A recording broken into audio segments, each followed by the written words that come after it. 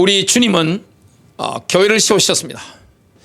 교회를 어떻게 만들어 가시길 원하느냐, 엄청난 권세가 나타나는 그 현장으로 만들어 나가시길 원하십니다.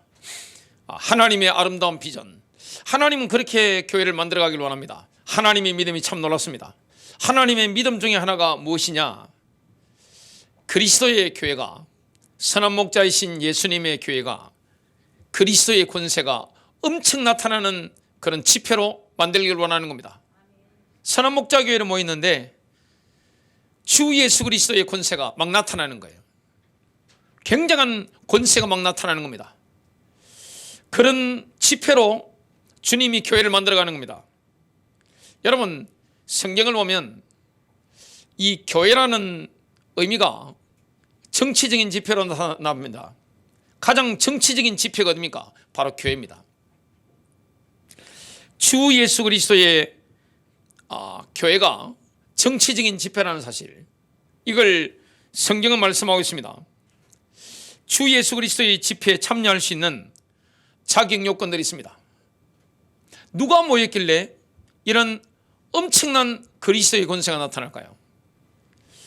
주 예수 그리스도의 집회, 정치적인 집회에 참여하는데 자격 요건은 뭘까요? 누가 참여하면 그리스도의 권세가 나타나는 것일까요? 사실 교회는 성령의 능력 역사는 현장입니다.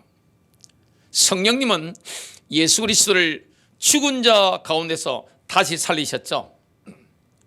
그 부활의 능력, 성령의 능력, 이 성령의 능력이 어디 가운데 역사하느냐? 교회 안에 역사하는 거예요. 우리 몸 안에도 예수님을 죽은 자 가운데서 다시 살리신 성령님이 역사합니다. 교회는 성령님이 자유롭게 운행하셔야 됩니다. 교회는 그런 현장입니다. 에베소서 1장 20절부터 22절입니다. 그의 능력이 그리스도 안에서 역사하사 죽은 자들 가운데서 다시 살리시고 하늘에서 자기의 오른편에 앉히사 모든 통치와 권세와 능력과 주권과 이 세상뿐 아니라 오는 세상을 일컫는 모든 이름 위에 뛰어나게 하시고 또 만물을 그의 발 아래 복종하게 하시고 그를 만물 위에 교회의 머리로 삼으셨느니라. 교회를 뜻하는 그리스 말이 에클레시아입니다. 불러내다, 이런 뜻이죠. 세상 가운데서 주님이 우리를 불러내신 겁니다. 어디로 모으신 겁니까? 교회 안으로 모으신 거죠. 사도행전 19장을 보면 교회가, 에클레시아가 정치적인 집회라는 의미로 세 차례나 사용되고 있습니다. 사도 바울이 에베소에 갔는데 2년 동안 말씀을 전했습니다. 예수님의 제자를 세웠는데, 제가 에베소를 성지순례 가서 봤는데, 야, 어떻게 이런 아르테미스 신전이 있는 현장, 정치, 경제, 종교, 모든 삶의 요소가 아데미 여신 중심으로 돌아가는 겁니다.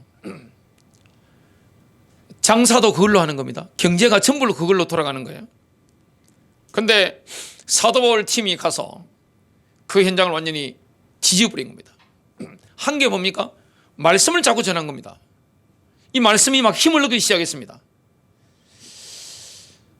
소수의 제자들을 붙잡고 성령 체험했는데, 그 은혜 받은 사람들을 붙잡고 말씀을 전했는데 이 진짜배기가 모인 거예요. 여러분, 초대 교회 때 예수님의 권세가 강력하게 나타났던 그 비결이 있습니다. 잡다한 사람을 모은 게 아닙니다. 진짜 믿는 사람이 올 수밖에 없었던 거죠. 왜냐하면 핍박이 있었기 때문에, 경제적인 손해가 있었기 때문에 진짜 믿는 사람이 아니면 들어올 수가 없는 거죠. 바울이 소수의 성령 체험한 사람들을 붙잡고 말씀을 막 전하는데 이 사람들 배우에 하나님 역사하는 겁니다. 2년 동안 말씀을 전했는데 도시 전체가 완전히 발칵 뒤집어진 겁니다. 그러니까 거기에 반대하는 사람들, 정치적으로 경제적으로 반대편에 있는 사람들이 정치적인 집회를 일으킨 겁니다. 사도행전 19장 32절 한편 집회가 완전히 혼란에 빠져서, 이 집회라는 단어가 The Assembly라는 단어죠. 집회가 완전히 혼란에 빠져서 어떤 사람은 이렇게 외치고 또 어떤 사람들은 저렇게 외쳤습니다. 하지만 대다수는 자신들이 거기에 있는 이유를 알지 못했습니다. 교회가 에클레시아인데 The Assembly, 정치적인 집회라는 그런 의미로 지금 쓰이고 있습니다. 엄청난 정치적인 집회가 막 혼란 가운데 일어나니까 에베소에 서기장이 있었는데 불법적인 집회를 하고 있는 사람들을 꾸짖으면서 이렇게 말합니다. 사도행전 19장 39절 그러나 만일 여러분이 더 원하는 것이 있으면 그것은 합법적인 집회에서 처리되어야 할 것입니다. 지금 불법적인 집회라 이 말이죠. 사도행전 19장 41절을 보면 그는 이 말로 집회를 해산했습니다. 교회라는 단어가 에클레시아인데 불러내다는 뜻이죠. 어떤 의미로 써 있습니까? The Assembly입니다. 정치적인 집회입니다. 여러분, 교회라고 하는 것은 뭡니까? 정치적인 집회입니다. 가장 정치적인 집회가 어디입니까? 예수님의 교회인 것을 보게 됩니다. 에베소에는 그리스 사람들이 거주했습니다.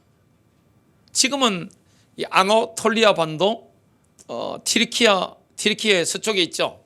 그런데 옛날에는 이쪽에 가장 많이 살았던 사람들이 그리스 사람들입니다. 그리스 도시죠. 그리스인들의 집회는 오직 에베소에 거주하는 자유 시민들만 참여할 수 있었습니다.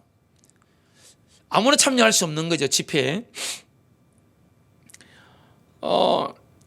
주 예수 그리스도의 집회가 바로 교회인데, 에베소에 보면 그리스도인들의 집회에 인구의 절반을 차지하는 사람들이 있었습니다. 누굽니까? 노예들, 여자들, 에베소를 한 번씩 방문하는 방법객들. 이 사람들은 그리스도인들의 집회에, 정치 집회에 참여하는 게 불가능한 겁니다. 참여를 시켜주지 않은 겁니다.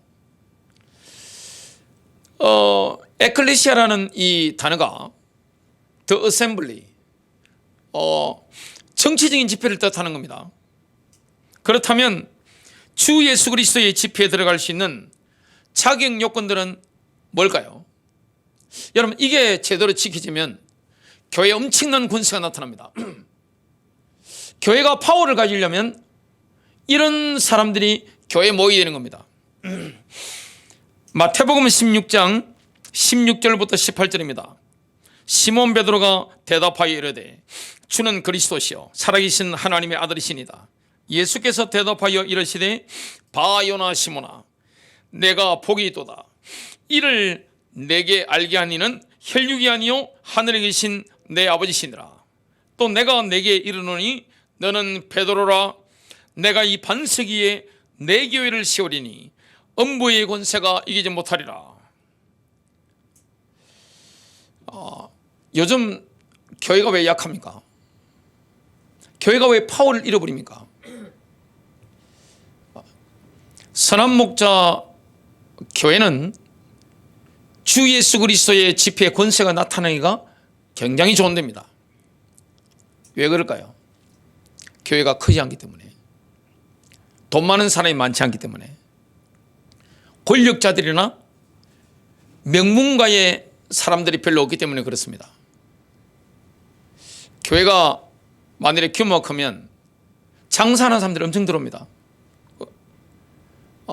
그런 분들이 들어와서 교회 장로 직분을 다 받게 됩니다.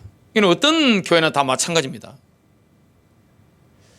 교회 안에 양이 있고 염소가 있으면 누가 권력을 잡겠습니까? 염소죠, 당연히. 양이 어떻게 이 권력을 잡을 수 있겠습니까? 염소가 훨씬 셉니다. 우리 교회는 대통령 선거할 때 대통령 후보들이 찾아오지 않는 교회입니다.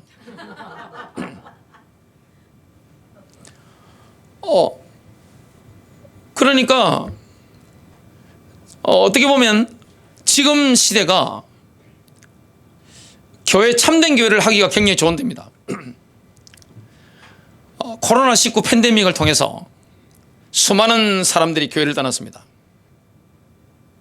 만일 교회를 떠난 분들 가운데 지금 현실 교회가, 우리가 속해 있는 제도권 교회가 너무 이렇게 복음의 본질을 벗어나서 나는 진짜 진리를 추구하겠다, 돈이고 목숨이고 다 내려놓고 오직 성삼위 하나님만 붙잡겠다, 그런 분이 나오셨다면 가문의 영광이죠.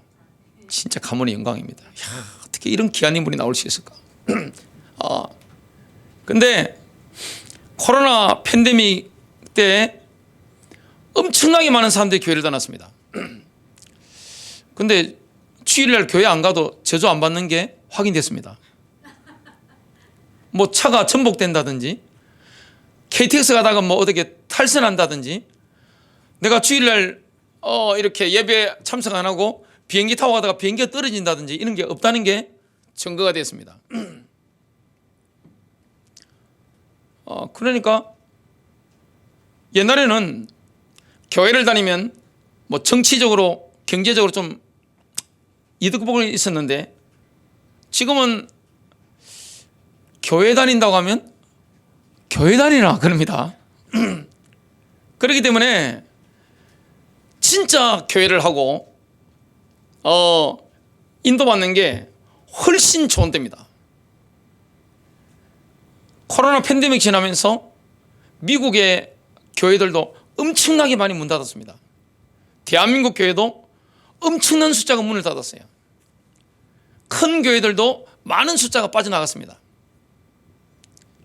여러분, 대한민국에 진짜 예수 십자가를 따라가는 사람이 이만큼 많을까요? 나는 주를 위해 죽겠다. 여러분, 하나님을 위해서 목숨을 내놓을 정도가 아니면 진짜 믿는 게 아니죠. 근데 진짜 믿는 사람이 대한민국에 이렇게 많을까요? 지금은 교회를 다니는 게 크게 자랑스럽지 않은 시대죠. 목회자가 과거에는 세상에 나오면 굉장히 존경받는 입장이었는데 지금은 많이 아니죠. 왜 신학교에 사람들이 많이 안 갈까요? 다른 거 없습니다. 돈이 안 되는 겁니다. 옛날에는 돈이 됐거든요. 이렇게 천막 쳐놓고 비닐하우스만 해도 사람들이 오고 그랬습니다. 지금은 그런 시대가 지난 거예요. 자녀들을 압박해서 아버지나 어머니가 너 신학교 가라 말 안 합니다. 왜냐? 굶어 죽을 것 같거든요. 지금 어떻게 보면 진짜를 하기가 굉장히 좋은 시대죠. 여러분, 그리스도인들이 모이는 그 정치 집회에 아무나 받아들이지는 않았습니다. 여자들도 못 들어갑니다. 노예도 못 들어갑니다. 방문객도 못 들어가는 거예요.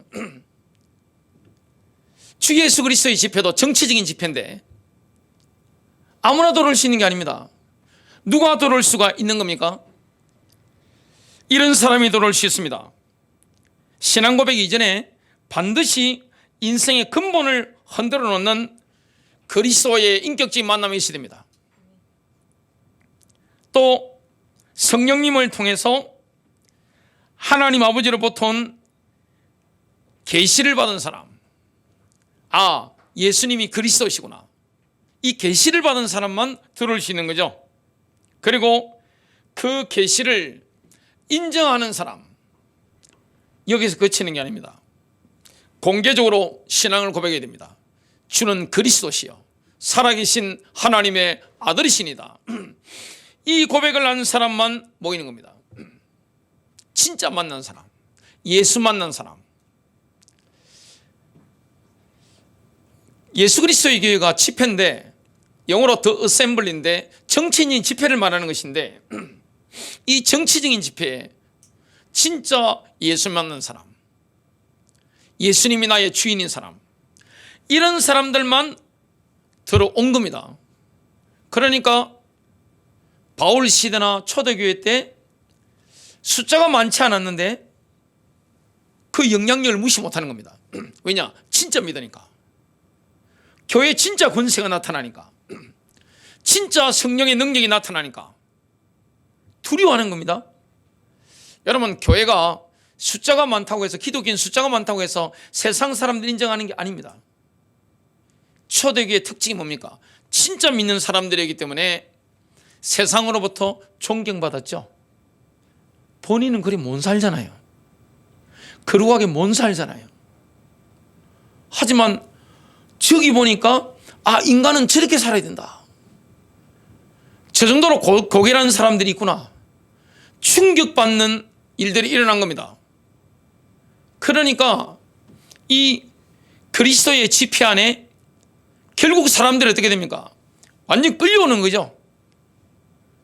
눈에 보이지 않는 이 힘이 강력한 거죠. 이미지가, 교회에 대한 이미지가, 성도들에 대한 이미지가 엄청나게 좋은 겁니다.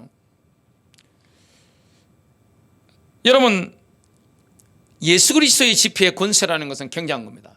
정치적인 집회로 교회가 모이는 것이기 때문에 가장 정치적인 단체가 어디입니까? 바로 교회입니다. 여기서 뭐가 나타나는 겁니까? 권세가 나타나는 거죠. 교회의 권세. 여러분, 성경은 하나님의 백성들이 모이는 집회를 시온이라고 부릅니다. 예수 그리스도를 진짜 믿는 사람은 영적으로 이미 하나님의 백성인, 하나님 백성들의 총회인 시온에 이르렀습니다. 히브리서 12장 22절부터 24절이죠.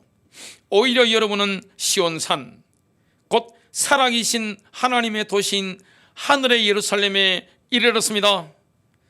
또한 즐거워하는 수많은 천사와, 여러분, 우리가 참여한 교회가 이 정도입니다. 영광스러운 하나님의 총회에는 무수한 천사들의 무리가 포함되어 있는 겁니다.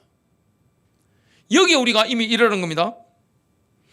하늘의 이름이 기록된 장자들의 공동체와 모든 사람의 하나님이신 재판관과 목표에 도달한 어려운 사람들의 영이 있는 곳, 새 언약의 중재자이신 예수와 그분께서 뿌리신 피에 이르렀습니다. 그 피는 아벨의 피보다 더 좋은 것들을 말합니다. 교회는 이 땅에서 하나님의 권세를 대표하는 대표자들입니다.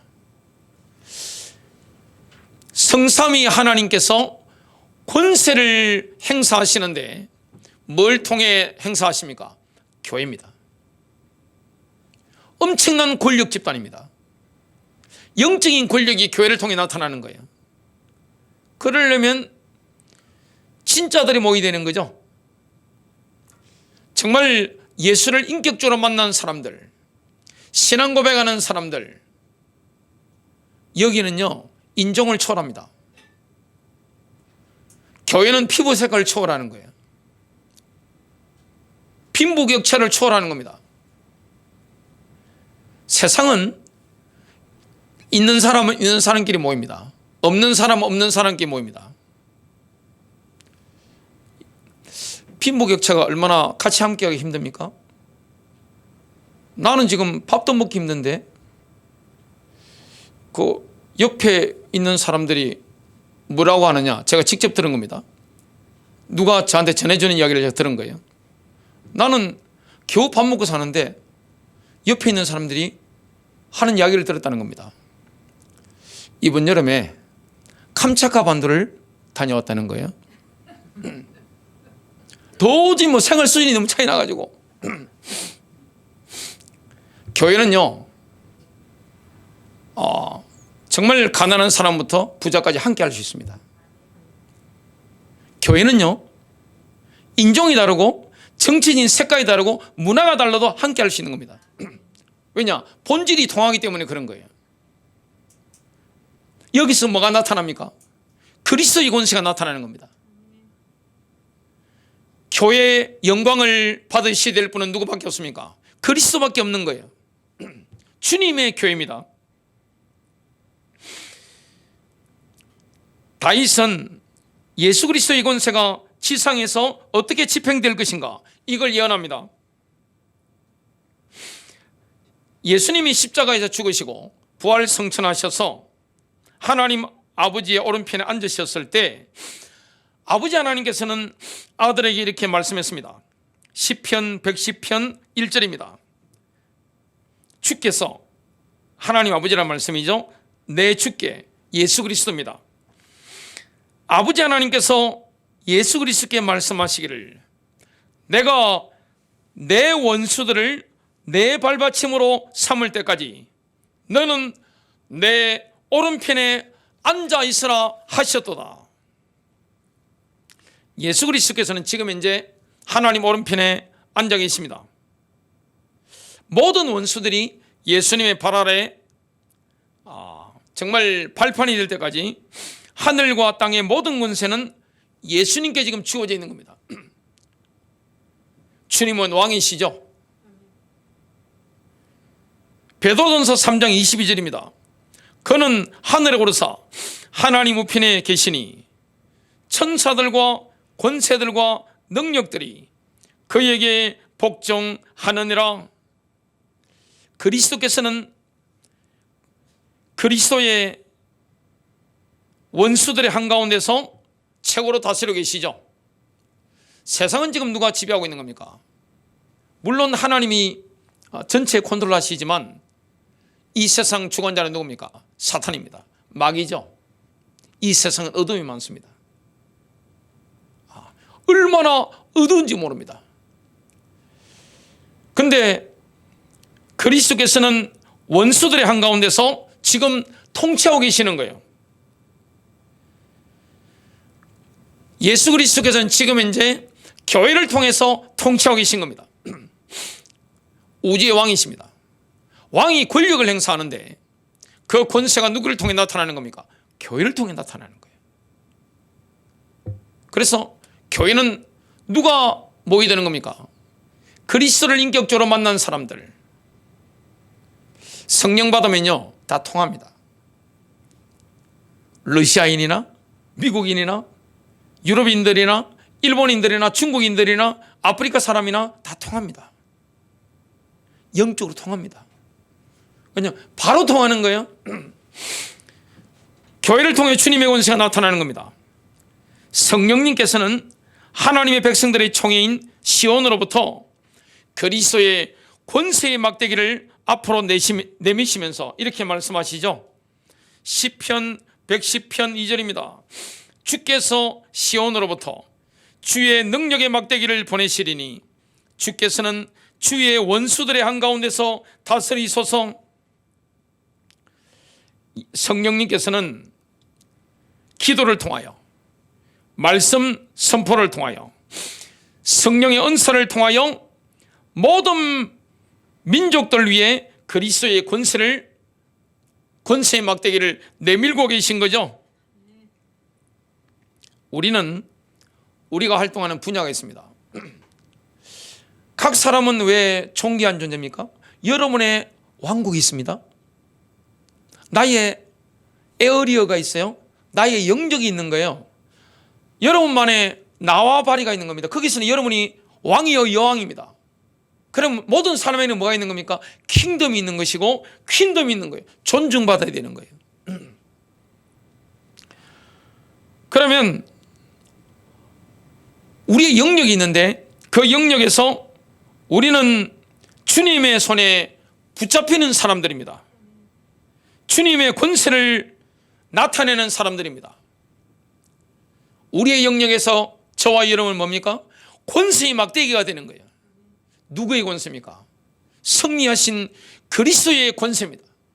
그건 내 능력이 아니에요. 성령의 능력입니다. 기도를 통하여 복음 선포를 통해서 그리스도께 헌신된 삶을 통해서 교회는요, 저와 여러분은 그리스도의 원수들의 한가운데서 통치해야 되는 겁니다. 사실 이 땅의 그리스도인들은 출애굽의 권세를 체험했던 모세가 들었던 지팡이와 같습니다. 하나님의 카이루스가 올 때마다 모세는 뭘 들었습니까? 지팡이를 이렇게 막 들었습니다. 그때마다 권세가 나타났죠. 출애굽기 14장 21절, 모세가 바다 위로 손을 높이 뻗쳤더니 주께서 밤새도록 강한 동풍으로 바다를 뒤로 물러가게 하시어 바다로 마른 땅이 되게 하시니 물이 갈라졌더라. 27절 28절, 모세가 바다 위로 자기 손을 뻗치니 바다가 그 세력이 회복되었고 새벽이 되었더라. 물이 되돌아와서 파라오의 모든 군대를 덮으니 그들 중에 한 사람도 남지 않았더라. 이런 일이 우리에게 일어나는 겁니다. 여러분, 예수 그리스도의 집회, 교회는 정치적인 집회입니다. 그리스도를 이렇게 원어를 연구해 보면 영어로는 더 어셈블리 집회인데 사도행전 19장에 보면 정치적인 집회라고 나옵니다. 그러면 우리가 모이잖아요. 모이는데 언제 이 땅에 그리스도의 권세가 나타날까요? 정치적인 집회로 선한 목자이신 예수님의 교회가 모이는데 한마음 한뜻이 될 때입니다. 이게 어려운 게 아니에요. 왜냐? 성령이 우리 안에 계시기 때문에. 본질적인 것 외에는 주장하는 게 없는 겁니다. 한마음이 되는 겁니다. 한마음이 될 때마다 엄청난 권세가 나타나는 거죠. 마태복음 18장 18절부터 20절입니다. 무엇이든지 너희가 땅에서 매면 하늘에서도 매일 것이요 무엇이든지 땅에서 풀면 하늘에서도 풀리리라. 너희 중에 두 사람이 땅에서 합심하여 무엇이든지 구하면 하늘에 계신 내 아버지께서 그들을 위하여 이루게 하시리라. 두세 사람이 내 이름으로 모인 곳에는 나도 그들 중에 있느니라. 이 본문이 보니까 주도권은 하늘에 있는 것이 아니라 땅에 있는 겁니다. 우리가 땅에서 하나가 될 때 하늘에서도 움직이는 겁니다. 교회는 이런 현장입니다. 제가 자녀들에게 이야기하는 게 있습니다. 앞으로 내가 죽거든 너희들도 교회를 다니게 될 것인데 선한 목자교회 포함해서 분열이 있는 교회는 무조건 떠나라. 그리고 담임 목사가 권위를 잃어버렸다. 그러면 그 교회는 다닐 필요가 없는 것이다. 제가 웃으면서 이야기를 합니다.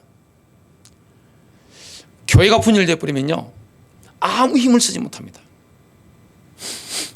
제가 교회를 개척할 때 한 가지 확신한 게 있습니다. 그게 뭐냐? 제 아내하고 자녀들하고 앉아서 예배드리면 예배가 되는 거예요. 지금 예배되고 있잖아요. 다. 그게 되면 끝나는 겁니다.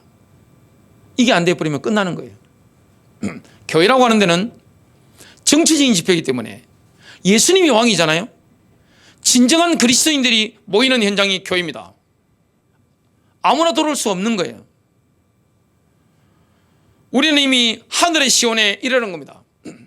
권세가 나타나는데 지금 세상에 어둠의 세력들이 활기를 치고 있는데 이 현장에서 주님의 권세가 교회를 통해 나타나는데 언제 나타납니까?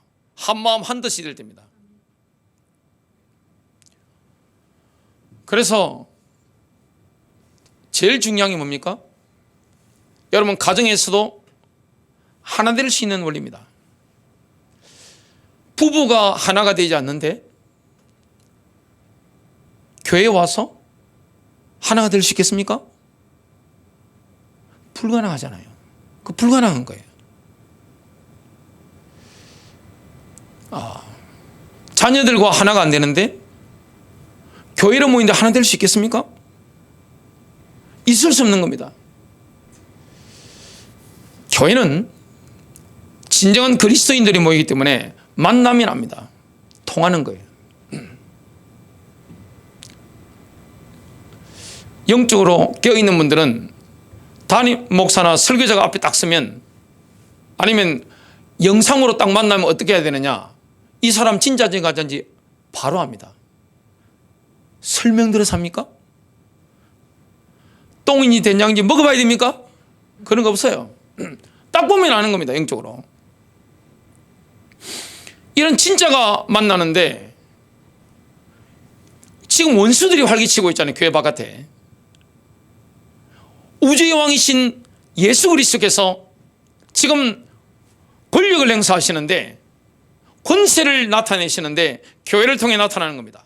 언제입니까? 하나 될 때입니다. 저는 목회를 해야 되기 때문에 돈 여기서 완전히 해방받았습니다. 결혼하고부터 이거 보낼 줄도 모릅니다. 이거 아이들도 다 하는 거 할 줄도 모릅니다. 온라인 뭐 하고 있는 거 들어도 잘 잊어버려요. 왜냐? 안 하니까. 제 아내가 다 합니다. 교회 이것도 담당자께서 하시지 저는 사인만 할 줄 압니다. 그리고 여자 문제 이런 부분도 시험 들면 안 되기 때문에 야, 목사님 너무 하시는 것 같아. 완전히 질릴 정도로 제가 저 자신을 관리합니다. 왜 그러냐? 복음에 키스가 나오면 안 되잖아요. 그래서 그렇게 하는 겁니다. 복음의 유익을 위해서. 주님이 저를 부르셨는데 저는 끝까지 주님께 신실하고 싶어요. 여러분, 교회가 하나 될 때 기적이 일어나는 겁니다. 마음이 또각또각 나는지 뿌리면 어떻게 되느냐? 교회는 아무도 할 수 없는 겁니다. 완전히 열심히 하고 넌센스가 돼버리는 겁니다. 교회는 언제 역사가 일어납니까? 한 마음이 될 때입니다. 진짜 믿는 사람들이 모이는 겁니다. 많은 분들이 오해를 하시는 게 뭐냐면, 대한민국 유교 사회이기 때문에 신분과 직분을 구분을 못합니다. 여러분, 목사라는 게 신분입니까? 직분입니까? 사모님 말씀해 보세요. 직분이죠? 직분입니다. 목사라는 것은 직분이고, 저는 본질이 뭐죠? 성도입니다. 성도가 저의 신분입니다. 목사라는 것은 뭡니까? 직분일 뿐입니다. 여러분보다 신분이 높은 분은 누구밖에 없어요? 하나님 말고요. 인간 가운데. 유진 자매 말해보세요. 부모님이죠? 여러분보다 신분이 높은 존재는 부모님밖에 없습니다. 부모님한테 잘하시기 바랍니다. 복 받아요. 그러면 이거 하나님 말씀이에요.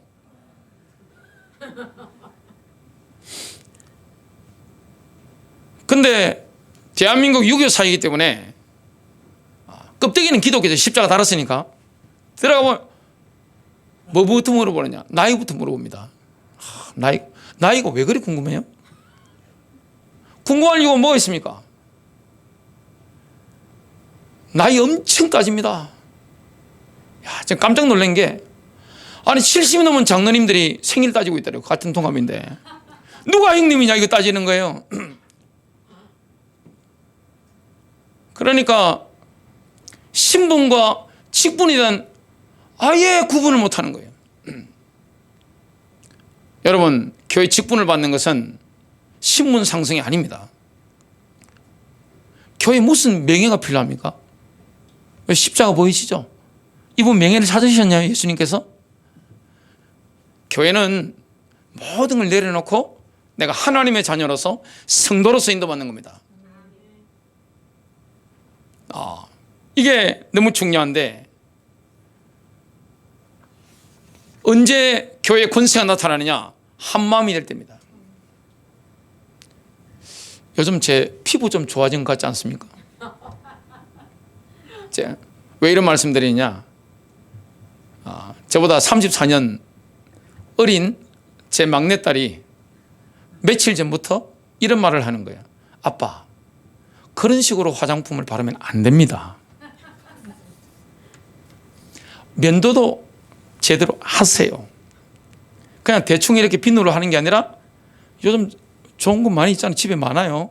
아들이 사다 놓은 거 제대로 이렇게 하고, 옷 입을 때는 이렇게 입으시고 뭐 이렇게 등등. 진리 문제가 아니잖아요. 알았다고 제가 34년 앞선 제가, 경험 많은 제가 듣고 합니다. 제 아내가 뭘 이렇게 이야기를 하면 알았어요 하고 그냥 제 자신을 고칩니다. 여러분, 가정에서 하나가 될 수 없는데 교회에서 하나가 됩니까? 불가능한 일이에요. 나한테 돈 다 갖다 주는 배우자하고 하나가 되지 못하고, 내 뱃속에서 놓은 자식과 하나가 되지 못하고, 나를 위해서 일평생 헌신한 부모님과 하나가 되지 못하는데 어떻게 교회 안에 하나가 됩니까? 불가능한 거예요. 그게 안 되는 상태에서 교회 감투 직분까지 이렇게 얹어버렸다. 교회가 되겠어요? 엉망됩니다. 한국 교회가 이렇게 문제가 많은 것은 교회 직분을 너무너무 많이 남발한 거예요. 직분을 줬다고 그분이 잘할까요? 3개월만. 딱 3개월. 얼마나 어리석은 겁니까? 여러분, 예수 그리스도의 집회가 제 기능을 발휘하려면 서로의 은사를 깨달아야 됩니다. 로마서 12장 6절입니다. 그러나 우리에게는 우리에게 주어진 은혜에 따라 다르게 사용되도록 의도된 은사들이 있습니다.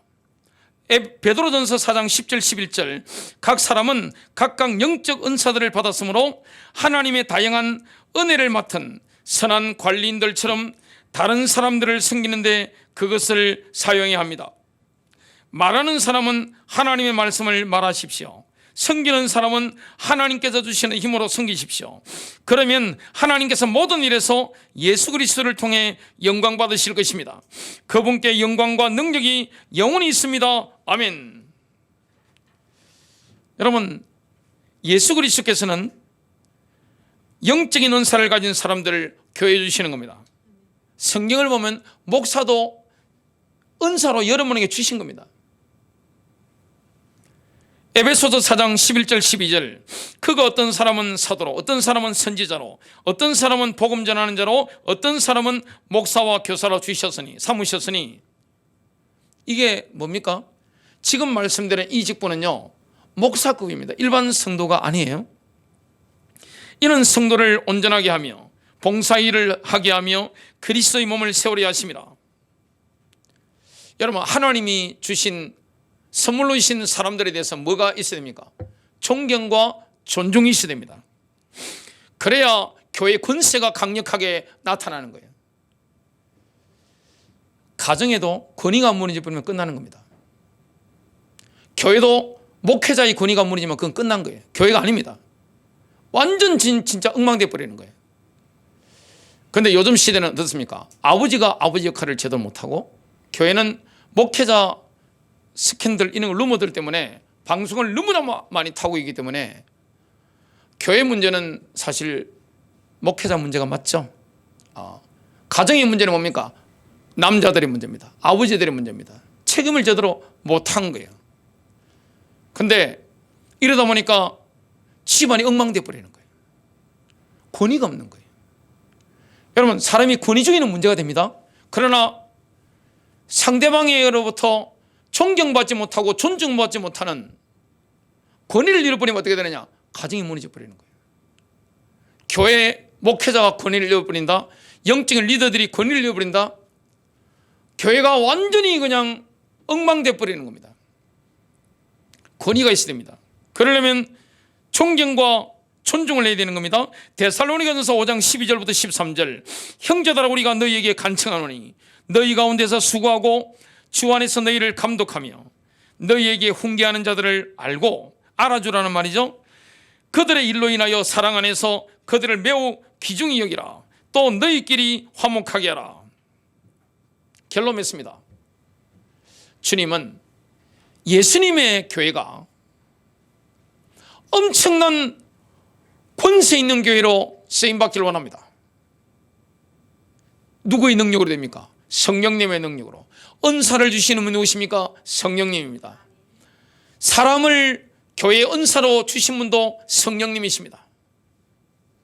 교회가 언제 이런 권세가 나타납니까? 완전히 한마음 될 때. 그래서 교회 안에는요, 이 복음 외에는 말씀에 다른 색깔이 들어가면 큰일 납니다. 다른 게 들어가면 안 되는 거예요. 불순물이 들어가면 안 되는 겁니다. 오직 주님만 영광을 받으시고 교회 안에 오직 하나님 말씀만 흥황하는 역사가 있게 될 줄로 믿습니다.